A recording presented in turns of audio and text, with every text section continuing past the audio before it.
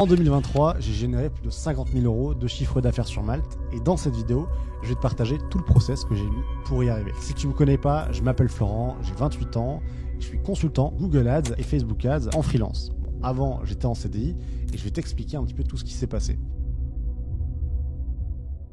Donc, on est en 2022, je termine mon master à Schema, donc c'était en digital, et je cherche un premier CDI. Ce premier CDI, je vais le signer dans une agence d'acquisition payante, donc qui accompagne des grands groupes et des startups sur Google Ads, Facebook Ads, Pinterest, etc. Ça se passe plutôt pas mal, mais c'est vrai que quand je découvre le premier mois de salaire, je gagne, je crois, 1987 euros. Autant te dire qu'avec un appartement à 1000 euros à Paris, la bouffe, le métro, bref, tu connais, c'était très très compliqué pour finir les fins de mois. Donc j'entends parler d'une plateforme qui s'appelle Malte et je décide de créer un compte dessus. Bon, franchement, le compte, il était pas ouf au début. J'avais essayé de mettre ma meilleure photo et je savais pas trop comment on positionnait un peu son profil. Mais au bout de 2, 3, 4 semaines, je commence à recevoir des messages. Bon, je les close pas tout de suite, mais au bout d'un mois, j'arrive à trouver un accord avec une petite PME en France qui veut justement se faire accompagner sur Google Ads, tout simplement parce qu'elle n'a pas le budget pour faire appel à une agence, mais elle a juste assez, on va dire, pour faire appel à un freelance. Et moi, vu que c'est ma première mission, clairement, je fais un tarif un petit peu plus bas pour aussi passer cette barrière, parce que sur Malte, la première mission, c'est aussi la plus compliquée. Donc j'arrive à le signer, je crois que c'était 500 euros par mois, donc vraiment un tarif qui est très bas comparé, on va dire, à la moyenne du marché. Ça se passe plutôt pas mal, le client est content et il met un super avis. Et on garde comme ça la relation pendant 3, 4, 5 mois. Et au final, j'arrive justement à avoir, grâce à lui, de nouveaux clients qui vont me laisser des avis, du chiffre d'affaires qui rentre, et du coup, l'algorithme de Malte le prend en compte et arrive à mieux me positionner. Je fais ça pendant 6-7 mois, donc pour un peu t'expliquer, je bosse, donc à l'époque, je suis en CDI, donc je fais mon 9h-18h standard, donc du lundi au vendredi. Et du coup, sur Malte, pour travailler, je le fais donc de 7h du matin, juste avant d'aller embaucher. La pause du midi, clairement, je vais pas manger ma salade avec les collègues. Je reste au bureau, je me mets dans une petite pièce et je travaille sur mon freelance. Et je travaille sur quoi ? Sur tout le côté onboarding, comment mieux closer, comment mieux envoyer mes templates, comment adapter mes réponses à tous les clients qui m'écrivent, mieux organiser mes journées pour qu'en fait je puisse prendre plus de clients et surtout éviter le burn-out. Tous les templates d'audit, de lancement de compte. Bref, j'essaye de vraiment tout structurer pour gagner un maximum de temps et surtout pour que ce soit le plus rentable possible. Et très vite, au bout de 8-9 mois, je passe Super Malter 1. Donc Super Malter 1, qu'est-ce que c'est ? En fait, c'est un badge sur Malte qui donne aux freelances quand ils ont atteint un palier. Donc c'est 7500 points et ça récompense un peu la fidélité des freelances s'ils ont gagné du chiffre d'affaires aussi évidemment et s'ils ont eu des bonnes notes.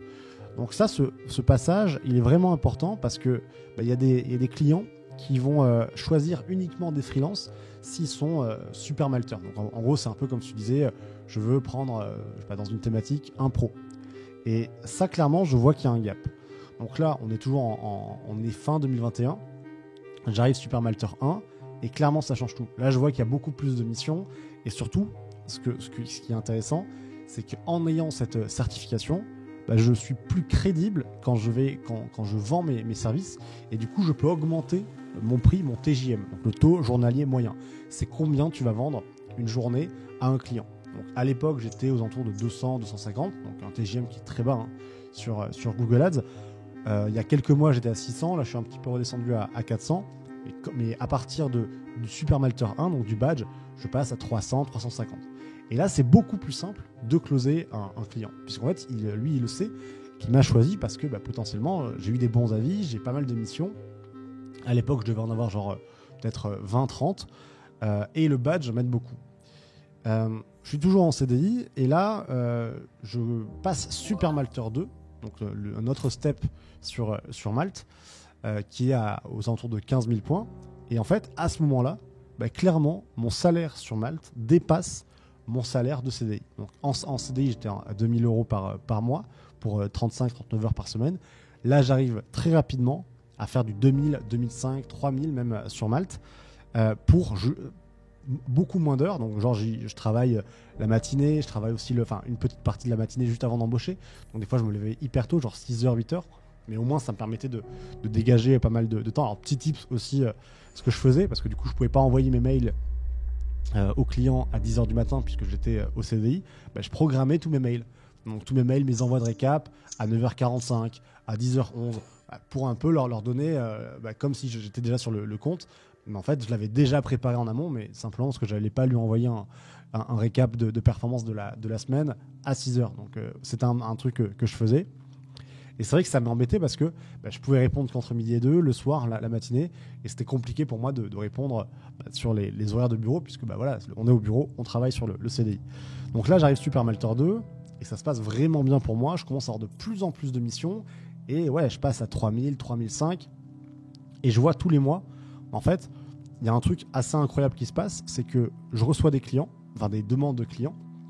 Je prends en call. Et quand j'annonce mon prix, à chaque fois, on me dit oui.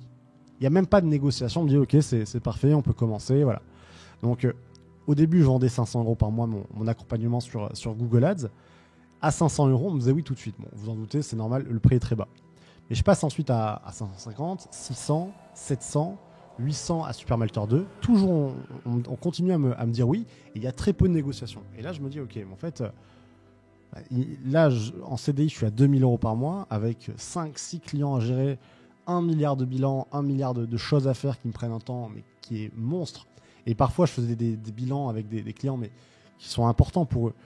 Mais pour moi, dans ce bilan, tu pouvais enlever facilement la moitié du temps de travail parce que c'était simplement du design, ou enfin, pas du design parce que c'est quand même important, mais c'était des éléments qui auraient pu être enlevés. Donc clairement, en fait, je me disais, mais attends, là, tu perds un temps monstre pour 2000, alors qu'à côté, tu arrives en quelques heures par semaine à aller générer beaucoup plus de CA.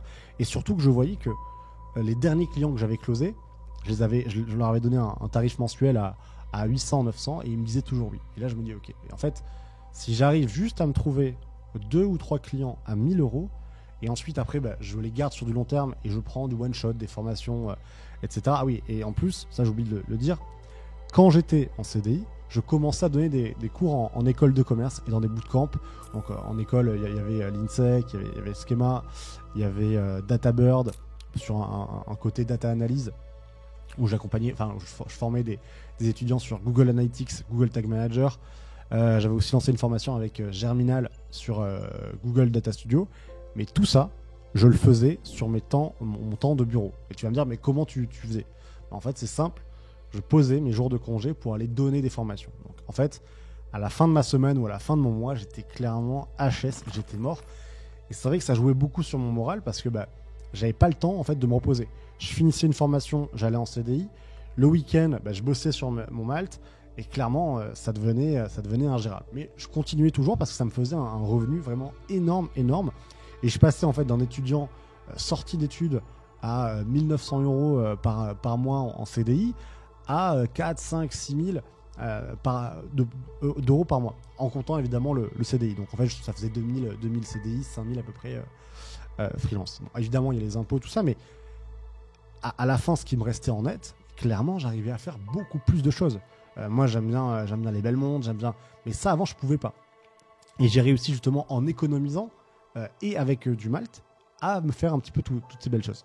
Donc déjà, je me disais, mais attends, en fait, c'est vraiment possible juste avec une bonne orga, avec des clients qui payent bien, parce qu'évidemment, si tu vends ton temps à 300 € du mois, tu vas devoir bosser beaucoup pour te faire un petit peu plaisir. Et ça, c'était vraiment un truc que je voulais et que je veux toujours, et c'est clairement pour ça que je bosse, c'est me faire kiffer. C'est-à-dire, je veux pas, alors évidemment, dans la mesure du possible, mais je veux pas un truc où je peux pas. Je veux avoir cette liberté de me dire, ok, là aujourd'hui, et c'est clairement ce qui est arrivé, et ça, je vais t'expliquer après. Donc, je commence à donner des prix un petit peu plus haut, et d'ailleurs, ça c'est un vrai conseil. Quand tu prends un client et que tu donnes un prix, 500 €, un deuxième, tu dis 500 €, il dit oui, un troisième, il dit oui, le quatrième dit 600. Parce que là, ça veut simplement dire que potentiellement, par rapport au marché, t'es beaucoup plus bas. Donc là, je commence à prendre des clients à 1000 €. Et pareil, il y en a un qui dit oui, un deuxième, un troisième. Et là, je me dis, ok. Donc en fait, là, clairement, si ça se passe bien, et le but, c'est de les garder longtemps, là, j'ai passé une demi-heure à chaque fois avec eux en call, peut-être parfois on faisait 2 calls. Mais moi, vraiment, mon gros truc sur Malte, et c'est ça qui m'a différencié avec tous les freelances. Bon, déjà, j'ai essayé d'optimiser vraiment à fond mon profil. Et pour ça, il y a une technique que je te conseille, c'est vraiment d'aller regarder les super malteurs, ceux qui ont le plus de missions, et de regarder comment ils ont structuré leur bio, leur expérience, leur portfolio, leur image, même leur titre. Moi, j'ai essayé vraiment de me démarquer, et aussi sur le SEO. Sur le SEO, ce que j'ai fait, c'est que j'ai vraiment essayé d'avoir une stratégie déjà de bien me référencer, et au bout d'1 an et demi, 2 ans, pour te dire, sur Malte, sur Google Ads, quand tu tapais Google Ads, j'étais numéro 1. Là, un petit peu moins, puisque j'ai pris des vacances, et aujourd'hui, je fais plus forcément que ça, mais ça m'a permis d'avoir un volume de clients énorme, parce que dès que tu tapais Google Ads, eh bien, c'était mon profil qui apparaissait. Aujourd'hui, je suis toujours dans le top 3, mais c'est plus forcément mon focus, puisque je l'expliquerai. Maintenant, j'accompagne aussi des freelances à se développer sur Malte. Donc là, je commence à signer des gros clients, et il y a même un client à 2000 euros. En fait, là, c'est le déclic. Je me dis, là, j'ai un client que j'accompagne quelques heures par semaine, qui est content de mes prestats, avec qui on a des bons chiffres, et qui, juste ce client, on va dire si tu bosses 3-4 heures par semaine sur lui, t'es peut-être à plus de 10 heures par mois, mais tu arrives à faire ton salaire CDI. Après, il y a 20%, il y a l'URSSAF, etc. Mais je me dis, waouh. Et là, je commence à pousser, donc je démissionne pour aller dans un autre cabinet, cette fois-ci sur un poste plus senior, un gros cabinet où on accompagne des grosses marques comme du The Couples, du Lacoste, avec des budgets vraiment énormes. Hein. On est sur du 1 million d'euros par mois, donc vraiment, ça prend une step. J'ai un junior à gérer, donc c'est cool, partie un peu management, ce que je voulais, et puis surtout je voulais faire le passage de grade entre junior et senior, arriver dans un plus gros cabinet. Je suis super content, mais c'est vrai qu'il manque un truc, et j'ai toujours ce volume de taf qui est énorme, et en fait qui me tue mes week-ends, qui me tue mes soirées, et je peux quasiment plus... En fait, en ayant pris autant de clients, oui, je fais beaucoup de chiffre d'affaires, mais le problème, en fait, c'est que j'ai 0 temps pour moi. Parce que tous les blocs, on va dire, de libre, donc matinée, week-end, midi, soir, ils sont dédiés à mon freelance, plus la formation.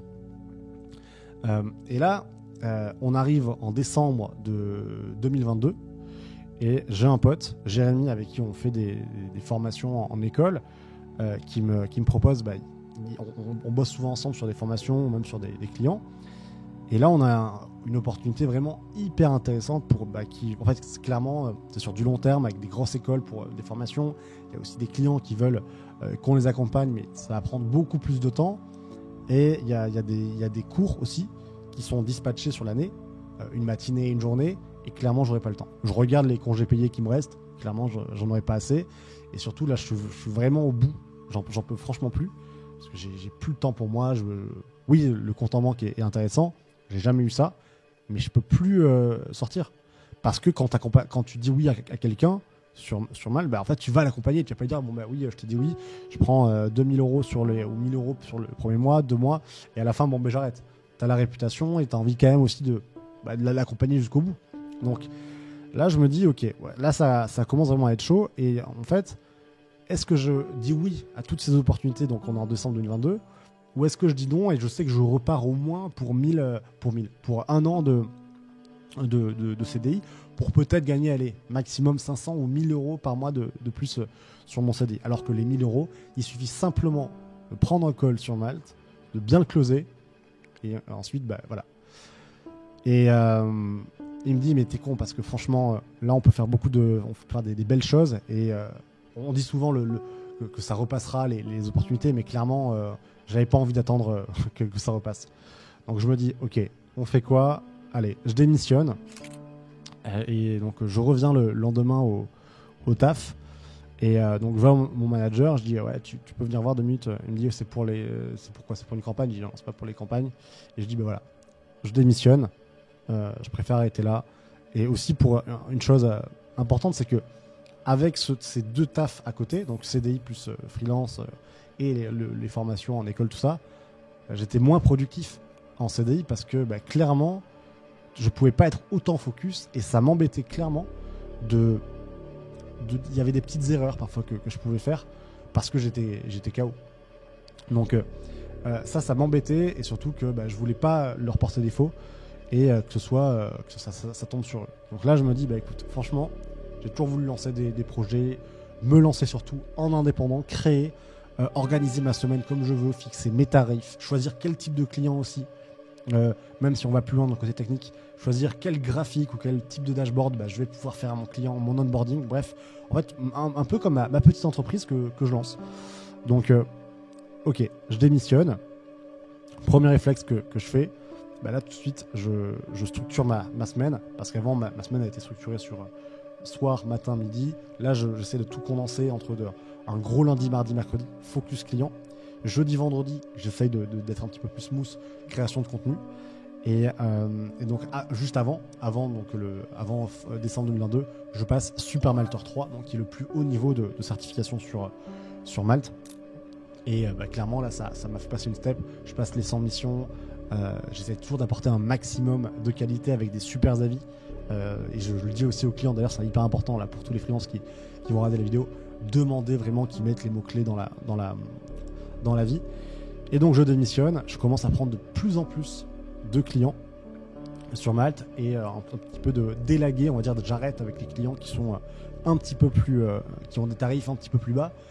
Je dois faire un choix entre celui qui par exemple qui me fait travailler, on va dire 10 heures par semaine, et qui me paye 400 ou 500, et celui au même niveau horaire mais qui me paye 1500 ou 2000. Donc là j'essaie de faire un petit peu des choix, et je commence à publier. Alors je publie déjà un petit peu pas mal sur LinkedIn, sur Malte, sur la création de contenu, sur comment bien se positionner. Et d'ailleurs sur moi ce que je vous recommande sur Malte, c'est assez simple. Déjà très bonne photo, donc regard droit, un petit flou d'arrière-plan derrière, c'est nickel, en couleur évidemment. Ensuite sur le titre, moi il y a deux points. Premier titre, c'est votre expertise, le nom on va dire de votre poste. Donc moi par exemple c'était expert Google Ads, mais je pouvais aussi rajouter expert Google Ads. J'avais mis ensuite entre parenthèses AdWords pour toutes les personnes qui ont gardé en tête ce nom. Et ensuite ce que j'aime bien faire, des fois je le fais, des fois je le fais pas, c'est de mettre un deuxième titre un peu social proof. Par exemple ex-consultant, ex-consultant senior, un espèce de mot qui fait que quand on va te voir sur Malte, sur la page où il y a tous les freelances, tout de suite on se dit ok, c'est lui qu'il faut que je choisisse, puisque quand le client il arrive, il a 300 freelances, c'est très compliqué pour lui de faire un choix. Je sais qu'il y en a qui vont mettre ex-Google, s'ils l'ont fait, ex-Meta, plus de 9 ans d'expérience, plus de 9 ans de XP. Ça, c'est des petits tips. Ensuite, au niveau du TJM, moi, ce que j'ai fait, j'avais mis un TJM un petit peu plus bas. Le but, clairement, c'était pas de me sous-pricer, mais d'être plus abordable que la majorité des freelances, puisque avec entre 0 et 5 missions, t'as pas forcément du poids dans ta négociation. Donc, j'avais mis un TJM à 200-250 euros. D'ailleurs, pour information, le TJM minimum sur Malte, c'est 125 euros. Mais clairement, c'est inutile de le mettre parce que ça ne renvoie pas un bon signal au client. Ensuite, ce que j'ai fait, c'est j'ai vraiment essayé de mettre au niveau de mes compétences, de faire toute une niche autour de Google Ads. Donc Google Ads, PPC, Google AdWords, gestion de compte Google Ads. Vous verrez quand vous tapez dans compétences, vous mettez en fait votre mot-clé et tout ce qui se rapproche du champ lexical, un peu comme en SEO. Et d'ailleurs, il y a un SEO sur Malte, il y a tout le cocon sémantique autour de votre thématique. Il faut vraiment tout mettre. Et pas forcément mettre, si vous faites du Google Ads, site internet, création, application ou autre. Pas être trop large, parce que si vous êtes trop large, ce qui va se passer, c'est que Malte va vous faire apparaître sur ces thématiques, mais pas avec un niveau de classement très haut. Alors que si vous êtes vraiment niché sur une seule thématique, potentiellement, on va dire tout le jus du SEO, le leak juice, ce qu'on appelle en SEO, il va être concentré sur le Google Ads, Photoshop, peu importe, et ça va vous faire ranker très très vite dans les top positions. Et moi d'ailleurs c'est ce que j'ai fait pour apparaître premier pendant 2 ans. Ensuite moi ma bio, j'ai essayé de faire un truc tout simple, c'est que vu que le client quand il arrive sur Malte, il est dans l'urgence. Pourquoi il est dans l'urgence? Parce que souvent, moi c'est ce que j'ai vu sur les 100 missions, plus de 100 missions que j'ai pu faire, c'est des clients qui ont soit un consultant qui a fait n'importe quoi sur le compte, soit ils veulent lancer quelque chose très très vite et du coup ils n'ont pas le temps. Donc si tu fais un gros pavé sans emoji, sans gras, sans structure, sans chiffre, sans rien, et que le mec il arrive et qu'il lit ça, clairement ça passe pas. Donc moi tout de suite ce que j'ai fait, j'ai essayé de catcher, d'aller attraper son attention avec des bullet points. Tu pourras le voir, je le mettrai dans la vidéo où j'indique voilà, numéro 1 sur Malte en Google Ads, plus de 500 élèves accompagnés, ex-consultants en agence, qualité de service de boîte de concert. En gros, des petits bullet points qui fait que quand il voit ça, il dit ok, c'est potentiellement lui qui m'intéresse. Ensuite, j'avais mis une phrase un petit peu générique pour expliquer voilà, j'aide, enfin générique avec un peu de social proof, j'accompagne des entreprises de 5 000 euros par mois à plus d'1 million d'investissement à se développer sur Google, etc. J'avais mis mes compétences, mais pas que gestion de compte, j'avais aussi mis formation, audit. Pourquoi j'avais mis ça ? Parce qu'il y a des clients, vous allez voir souvent sur Malte, ils vont vous dire ok, je veux que tu gères mes campagnes, mais c'est vrai qu'au bout d'1 mois ou 2, je veux que tu me les laisses pour que ce soit moi qui le prenne en autonomie. En gros, ce que ça veut dire, c'est remets-moi tout à neuf et derrière je le gère. Et c'est compréhensible. Peut-être qu'ils n'ont pas de budget et moi, ça, je l'avais identifié. Et du coup, j'avais mis dans ma bio création de ton compte et je te le rends en mode t'es autonome à la fin. Et ça, ils aimaient bien. Donc, j'avais mis tout un petit peu les niches qu'il peut y avoir et que les clients demandent. Formation. J'avais même mis une fois, et d'ailleurs, je crois que ça y est toujours, audit Google Ads sous 48 heures. Donc, en gros, il venait 2 jours après, bon, il avait son audit. Donc, j'essaie vraiment d'aller, et d'ailleurs, c'est un tips. Quand vous commencez sur Malte, essayez vraiment de jouer sur la réactivité, sur la disponibilité. D'ailleurs, quand j'envoyais un message il y a 3 ans, enfin quand on m'a envoyé un message il y a 3 ans, j'ai envoyé un message qui était trop générique, trop long. Merci de m'avoir contacté, j'ai déjà pu faire ça.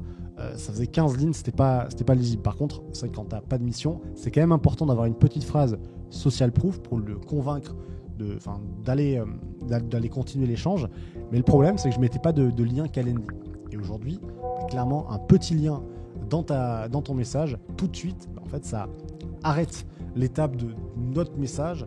Et en fait, le client, il vient booker et tu as déjà un rendez-vous. Donc ça, c'était un petit tips qu'il faut, qu'il faut utiliser. Et dans ma bio, très vite, je vois que tous les mots-clés que j'ai mis, j'arrive à bien ranker. Et premier, deuxième à chaque fois premier sur Google Ads et deuxième sur toutes les autres thématiques, Google AdWords, référencement payant, enfin bref. Et ça fonctionne vraiment très très bien. Ensuite, j'ai ajouté un portfolio où j'avais mis ce qu'on appelle un logo wall où on met tous les. De toute façon, tu verras, tout est sur mon profil. Et en fait, moi, il y a un truc aussi qui m'a vraiment aidé sur Malte, c'est de surdélivrer. C'est-à-dire, il me demandait une gestion de compte, les recevoir, tout un PDF, tout un onboarding. Je suis aussi très très réactif. D'ailleurs, ça c'est le must sur Malte. Clairement, si vous voulez closer du client, si vous répondez au bout d'1 heure ou 2, ça marchera pas. Donc ça c'est un petit peu plus compliqué. En gros, vous pouvez faire le test. Alors pas tous, sinon ça demande beaucoup de taf. Mais vous m'envoyez un message dans la demi-heure, vous avez une réponse. Et ça, qu'on soit week-end ou pas. Bon, sauf là, du coup, là je fais la vidéo, mais voilà, vous avez compris. Et ce que j'essaye aussi de faire, très très important, c'est sur Malte, j'essaye absolument, quand je prends un client, même si c'est un client qui je sais que je ne vais pas l'accompagner en gestion sur des mois entiers, ou même peut-être sur 1 mois, j'essaye toujours d'avoir une autre offre, par exemple mon offre A, c'est de la gestion Google Ads, mon offre B, ça va être de la formation, de l'audit. Et en fait, ça me permettait d'arriver sur un call, et même si potentiellement j'allais pas lui proposer de l'accompagner sur Google Ads parce que le business m'intéressait pas, ou alors parce que c'était peut-être même voué à l'échec parce que clairement ça allait prendre trop de temps et moi le but c'est de lui apporter de la valeur. La valeur que j'allais lui apporter, c'était peut-être de lui faire un audit pour lui dire voilà, là ton compte ça va prendre beaucoup de temps si je le lance, si on reprend en gestion. Moi ce que je te propose, c'est soit de te former, soit de te faire un audit. Donc lui il était content, moi aussi, et ça me permettait à chaque fois de faire un call, quoi qu'il arrive, de vendre une offre B sans prendre de risque et en apportant de la valeur. Et ça, en fait, ça m'a permis de prendre beaucoup plus de missions que la majorité des freelances parce que j'avais pas qu'une seule offre. S'ils voulaient faire de la formation, c'était possible. Et aussi, un point très important, tu sais qu'il y a des frais de commission sur Malte, donc 10%, ça passe à 5% sur le premier client, quand un client t'écrit, 5% quand tu passes au bout d'une relation de 6 mois avec un client. Et il y a ce qu'on appelle Malte Open, qui passe justement la commission à 2%. Et là, ce que j'ai fait, c'est que j'ai commencé à publier beaucoup de contenu sur LinkedIn pour justement avoir des messages de clients qui étaient intéressés quand ils voyaient mes posts, puisque j'étais aussi en CDI juste avant, qui me contactaient. Et ça me permettait de les rapatrier sur Malte. Et là, en fait, ça me faisait encore plus de missions. Et pour l'algo, c'était encore mieux. Et là, je suis passé donc 20, 30, 40, 50 000 euros. Et j'ai dépassé justement cette step. Et le but aujourd'hui, c'est de passer les 100 000 euros de chiffre d'affaires sur Malte. Et pour ça, il va falloir augmenter mes prix, répondre encore plus rapidement, essayer d'aller trouver potentiellement des recommandations de clients sur Malte pour aller chercher beaucoup plus de volume et essayer d'aller faire beaucoup plus de récurrents avec des nouvelles offres et packager encore plus pour pricer beaucoup plus haut. Donc voilà, moi clairement Malte ça m'a changé ma vie puisque avant ça j'arrivais pas à trouver de clients ou en tout cas le problème c'est que quand j'étais en CDI j'allais pas dire hello je cherche un client ni sur LinkedIn ni sur nulle part et quand je me suis lancé en freelance ça peut prendre du temps et le truc que j'aime bien avec Malte, c'est que c'est affiché. Ton nombre de missions, ton badge, les avis.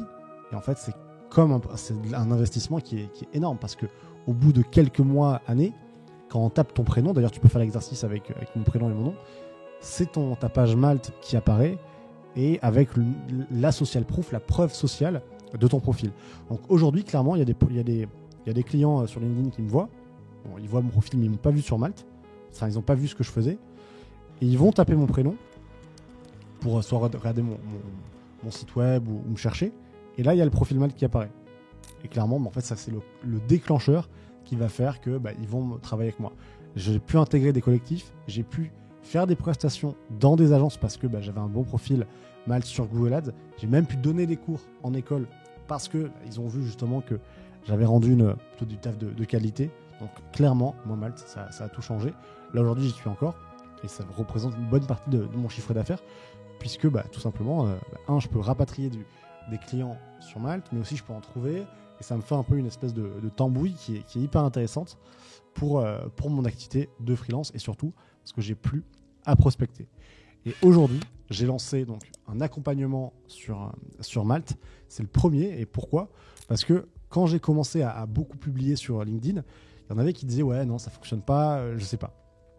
Et j'ai commencé à en coacher 1, puis 2, puis 10, plein de potes à moi aussi qui étaient en CDI. Je leur dis voilà tu mets le profil comme ça, tu réponds de telle manière. Le message faut plus l'axer comme ceci.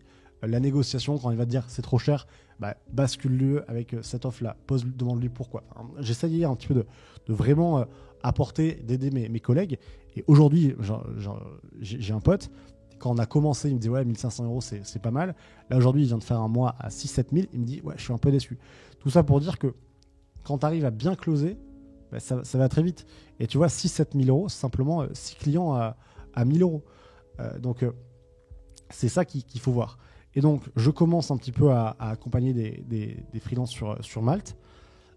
Et là, sur LinkedIn, je pose une question, est-ce que ça intéresserait des gens de faire une formation ? Et en fait, donc on est en octobre, on est en juin-juillet 2023, et ça n'existe pas. Alors qu'en vrai, aux US, il y en a plein.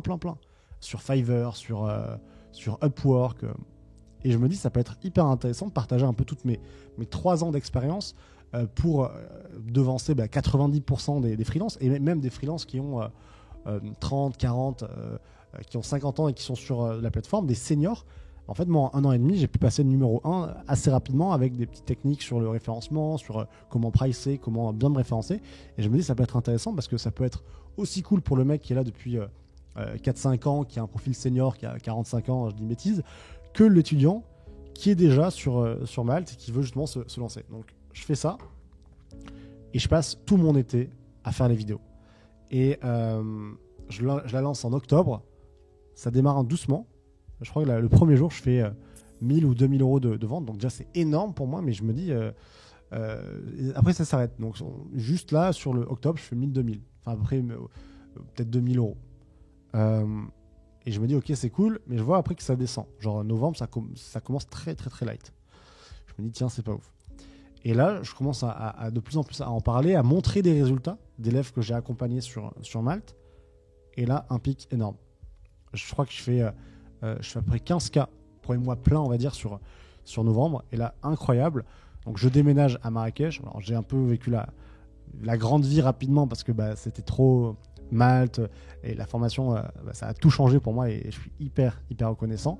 Donc du coup je déménage à Marrakech, c'était aussi pour le froid et le métro, clairement j'en avais marre. Et je reçois un message de Ludovic Bado qui travaille chez BFM Business, qui a une chronique et en fait il est hyper intéressé pour que je parle de ma formation parce que clairement ça n'existe pas. Et il se dit ouais, enfin un petit jeune de 28 ans qui veut accompagner des freelances, c'est cool. Et du coup, je fais Marrakech-Paris. Je fais l'aller-retour en 2 jours. Et c'était vraiment incroyable. J'étais avec Laurine Bemer, Kevin Dufresne, Antoine BM. Et ça, c'est des gens que je regardais depuis des mois, voire des années. Parler de leur formation, comment ils accompagnaient des élèves. Bref, c'était vraiment énorme.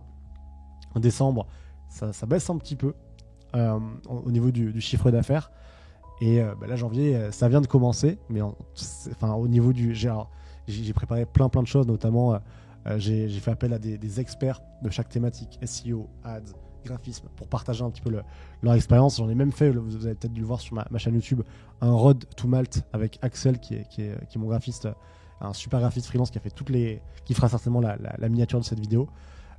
Et en fait, il y a 3 ans, en me lançant sur Malte, en étant freelance, en faisant une formation, tout a changé parce que j'ai pu trouver on va dire mon indépendance, trouver des clients, arrêter de prospecter, démissionner, lancer une formation, créer du contenu, BFM, des interviews, des podcasts. Donc franchement ça a tout changé pour moi. D'ailleurs une petite vidéo peut-être qui sortira avant ou après avec Malte chez eux dans leur bureau. J'ai même fait une Malte Academy. Enfin bref, ça a tout changé pour moi, c'est assez incroyable. Donc ce que je peux vous conseiller, lancez-vous sur Malte, ça coûte 0€. Il n'y a pas de publicité, il n'y a pas de tunnel de vente, sans communauté, sans réseau, on peut y arriver. Et c'est clairement game changer. Et après, évidemment, petite auto-promo, si tu veux te faire accompagner sur Malte et justement devancer 90% des freelances, tu trouveras dans la bio un petit lien pour rejoindre mon programme qui te permettra justement d'atteindre, on va dire, le 1% des freelances sur Malte. J'espère que cette vidéo vous aura plu. On approche la barre des 1000 abonnés. Bientôt, on va dire. C'est hyper cool. Je prends toujours autant de plaisir à faire des vidéos. Un peu moins compliqué. Là, je parle sans script, donc c'est plutôt cool. Mais ça fait vraiment plaisir. Pensez à vous abonner, à lâcher un petit like ou un commentaire si vous avez une question sur Malte. Avec grand plaisir pour y répondre. Ça donne vraiment beaucoup de force, donc je compte sur vous. Moi, je vous dis à la prochaine. Salut, ciao.